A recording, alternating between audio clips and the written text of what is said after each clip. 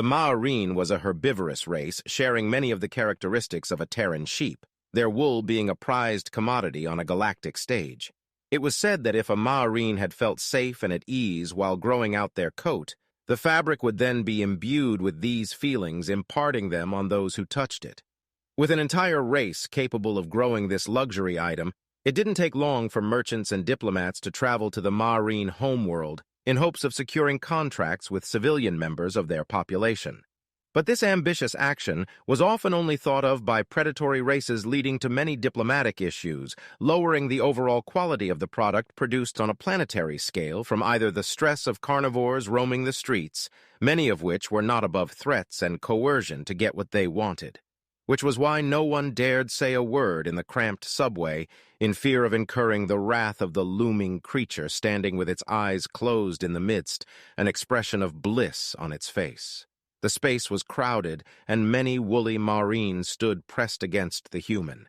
Humans or Terrans were a new addition to the galactic community, but quickly distinguished themselves for an unnatural affinity for violence. There were plenty of other races stronger or endowed natural weapons like claws or sharp teeth, something which humans lacked. But each race which had challenged humanity had been left broken and battered. Whether it be a common bar brawl or a planetary settlement dispute, their vicious nature had quickly become known by all. It was for this reason that all of the Maureen present shuffled to the doors as the trains pulled to a stop at the next station, but their exit was instantly halted as the sound of bleating cries washed over them from outside.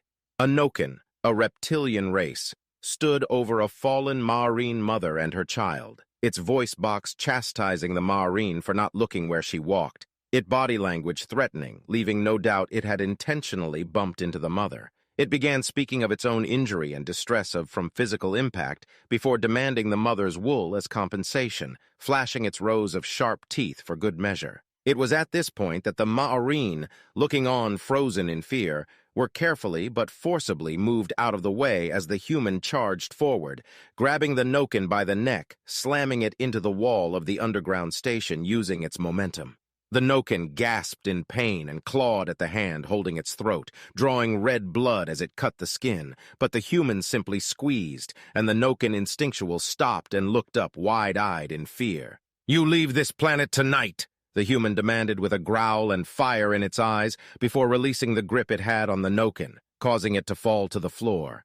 People held their breath as the human stalked towards the Maureen mother and child, but looked on in shock as it knelt down beside her, tearing off a piece of its own clothing to crafting a makeshift bandage to cover the mother's scraped knee.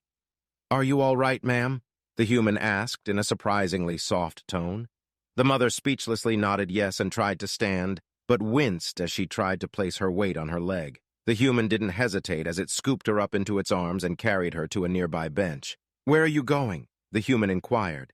"12th station," the small child answered innocently, unaware of any danger besides the Noken now chased away. "I'll make sure you get where you're going," the human stated with a nod to itself as if it was already decided. The human placed the child's hand on a strap on its pants, making sure the child knew not to let go, and then picked up the injured Maureen mother again, walking back to the train and staring crowd. The crowd split, allowing the human inside where it sat down with the much smaller Maureen mother on its lap, and closed its eyes again as if falling asleep. It sat like that for the next 6 stops, many Maureen staying on beyond their own stops, and as the 12th station stop was announced, the human's eyes opened, and it walked outside, setting the mother down in front of a group of similar-looking Maureen, like the mother's family members waiting for her, surprised at seeing her carried by a human of all things. As the mother explained the events that had transpired to the worrying family members, the human crouched down to the young child and its low voice carrying far enough to be heard by the onlookers. "You take care of your mother now, as she's taken care of you," the human told the child with a smile that did not frighten. "But what if I'm not strong enough?" the child asked. "Real strength doesn't come from your body, but from your heart," the human pointing a finger at the child's chest. The child nodded and shoved its way to its mother's side, supporting her weight on its shoulders, and even from a distance, everyone could see the ember now glowing in its eye. Terra continued her commute to work, although she felt even more stares than before as she stepped onto the train.